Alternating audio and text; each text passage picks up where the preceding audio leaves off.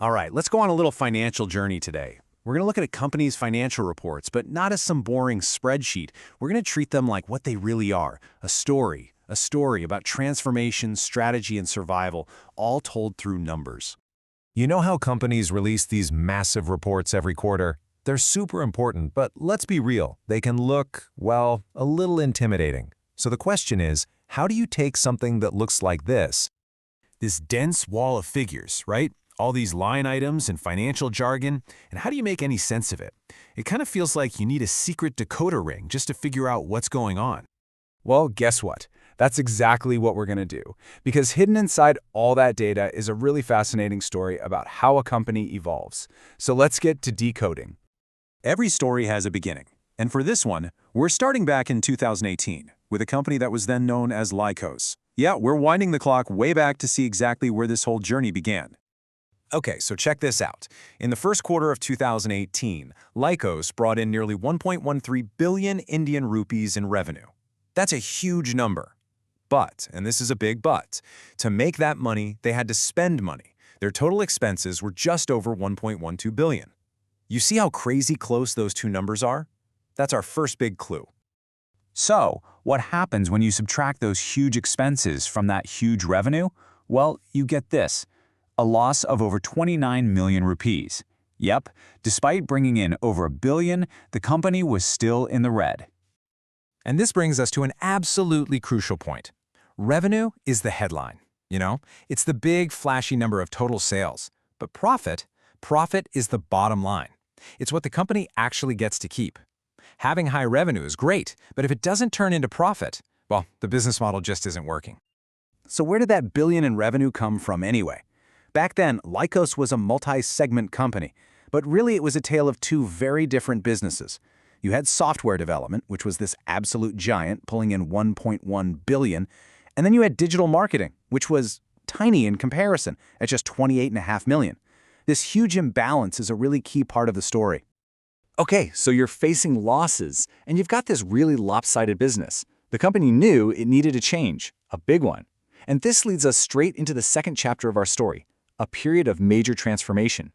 So after that loss in 2018, things started to move. By 2019, Lycos was no more. The company rebranded as Brightcom Group, or BCG. Then, just a year later, they made an even bigger structural change. They stopped reporting those two separate businesses and pulled everything together into a single segment business.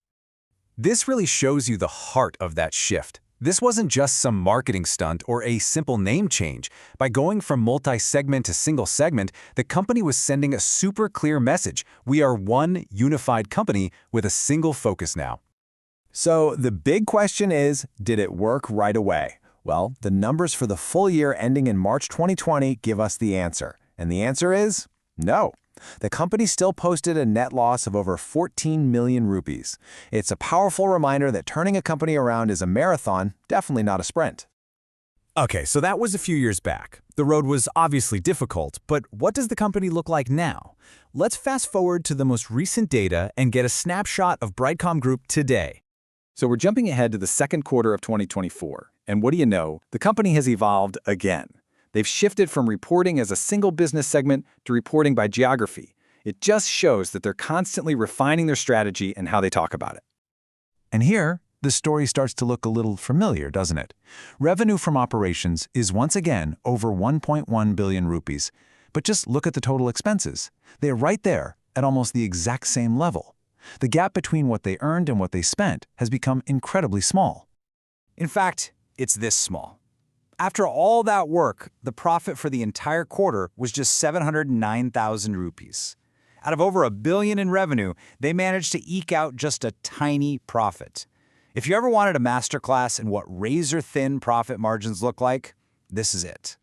But there's another critical piece of the puzzle, and it's hidden in the notes of that same report. It's just a few words. Brightcom has no debt. Now, for a company operating on such tight margins, this is a huge deal. It means they aren't burning cash on interest payments, which gives them some vital stability and flexibility. So, after that whole journey from a significant loss to a tiny profit, what does it all mean? It's time to zoom out and take a look at the bigger picture here. This whole journey really gives us a few key takeaways. First, financials tell a story. We watch this company completely evolve. Second, a name change isn't just for looks, it can signal a really deep strategic shift. Third, and this might be the most important one, huge revenue numbers don't always mean a company is successful. Profit is what really matters. And finally, these kinds of corporate turnarounds just take time, a lot of time. So from a 29 million rupee loss to a 700,000 rupee profit, all while becoming debt-free. It's been an incredible journey. Which leaves us with one last question to chew on. After years of this difficult transformation, is the company now finally on stable ground, ready for a new chapter of growth? Or is this journey on these razor-thin margins just getting started? Well, that's the story the next set of numbers will tell.